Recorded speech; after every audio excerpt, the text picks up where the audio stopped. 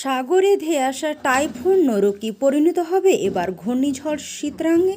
পুজোর মুখে পূর্বাভাস। বিস্তারিত জানুন ভিডিওটি শুরু থেকে শেষ পর্যন্ত স্কিপ না করে দেখতে থাকুন। Hello friends, Multibangla news YouTube channel. বাংলায় পুজো কি ভাসবে সাগর বেয়ে ধেয়ে আসা টাইফুন নরুর প্রভাবে? চীন সাগরে ফুঁসে ওঠা টাইফুন নরুর কারণে বঙ্গোপসাগরে তৈরি হতে পারে ঘূর্ণাবর্ত। তারই জেরে তৈরি হতে পারে ঘূর্ণিঝড়।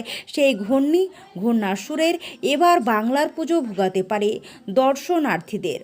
উল্লেখ্য, আবহাওয়া দপ্তর পূর্বাভাস দিয়েছে সপ্তমী থেকে দক্ষিণবঙ্গে বৃষ্টি হবে। দুর্যোগ বাড়বে নবমী থেকে।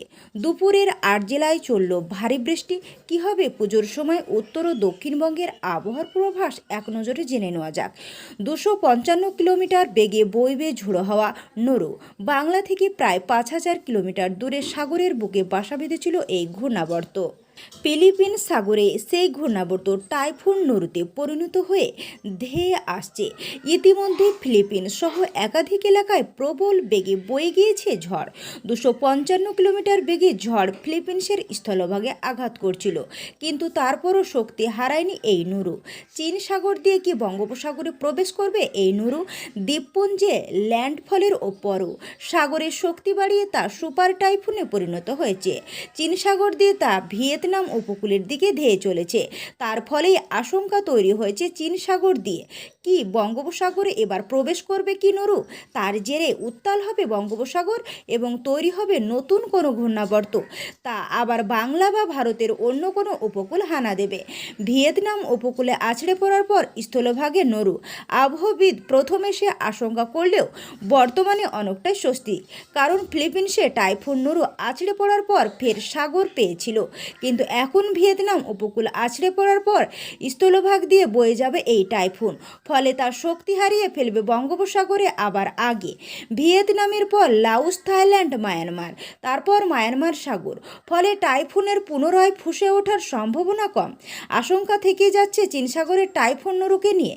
এরই মধ্যে আলিপুর আবহাওয়া দপ্তর জানিয়েছে পূর্ব মধ্য ও উত্তর পূর্ব বঙ্গোপসাগরে ঘূর্ণাবর্ত তৈরি হতে পারে ১ অক্টোবর। মায়ানমার উপকূলের কাছে ওই ঘূর্ণাবর্ত তৈরি হওয়ার একটা সম্ভাবনা রয়েছে। এখন টাইফুন নরু সেই ঘূর্ণাবর্তে আরও শক্তি সঞ্চার করে কিনা সে আশঙ্কা থেকেই যাচ্ছে। তখন শক্তি বাড়ানো ঘূর্ণাবর্ত নিম্নচাপ, এমনকি ঘূর্ণিঝড়ে রূপান্তরিত হতে পারে। টাইফুন নরুর ইন্ধন দেওয়ার মতো শক্তি থাকবে না, তবে প্রায় ৫,০০০ কিলোমিটার অতিক্রম করার পর টাইফুন নরুর ইন্ধন দেওয়ার মতো শক্তি থাকবে না বলে মনে করেছে আবহাওয়াবিদরা। সেক্ষেত্রে ঘূর্ণাবর্ত নিম্নচাপের কারণে বৃষ্টি হতে পারে দক্ষিণবঙ্গে, কিন্তু ঘূর্ণিঝড়ের সম্ভাবনা সেক্ষেত্রে থাকছে না। এবার বর্ষার বৃষ্টি ঘাটতি রয়ে গিয়েছে, তাই মৌসুমি বায়ু বিদায় নেওয়ার আগে শুতে আসলে বর্ষার ঘাটতি মিটিয়ে দিতে পারে। বিদায় নেয়নি বর্ষা, পুজোয় বৃষ্টি হওয়ার সম্ভাবনা সিংহভাগ। আবহাওয়া বিশেষজ্ঞরা বলছেন সেপ্টেম্বর সবসময় বৃষ্টির দাপট থাকবে। স্বাভাবিকভাবে সেপ্টেম্বরে ৩০০ মিলিমিটার বেশি বৃষ্টি হয়। ১৯৭৮ সাল বন্যার জন্য অতিবৃষ্টিকে দায়ী করেছিল। এদিন গোটা মাসের বৃষ্টি হয়েছিল। গত বছরও সেপ্টেম্বর বিপুলভাবে বৃষ্টি হয়, স্বাভাবিক দ্বিগুণ বৃষ্টি হয়। এবারে এখন মৌসুমি বায়ু বয়ে গিয়েছে, বিদায় নেয়নি বর্ষা, তাই পুজোয় বৃষ্টি হওয়ার সম্ভাবনা সিংহভাগ। ঘূর্ণিঝড়ে পরিণত হওয়ার শক্তি নেই বড়জোর নিম্নচাপ। আবহাওয়াবিদ বিশেষজ্ঞরা বলেছেন টাইফুন নরু ঘূর্ণিঝড় শীতরাং তৈরি হওয়ার সম্ভাবনা প্রায় নেই, কারণ টাইফ নরুর যেটুকু প্রভাব মায়ানমার সাগরে আসছে তার ক্ষমতা খুবই ক্ষীণ। সেখান থেকে ঘূর্ণাবর্তকে ঘূর্ণিঝড়ে পরিণত করার শক্তি মিলবে না, বড়জোর নিম্নচাপ হতে পারে। এবার চীন সাগরের ঝড় বঙ্গোপসাগরে প্রভাবিত করতে ব্যর্থ হবে। এখানেই শেষ হলো আজকের আবহাওয়ার খবর।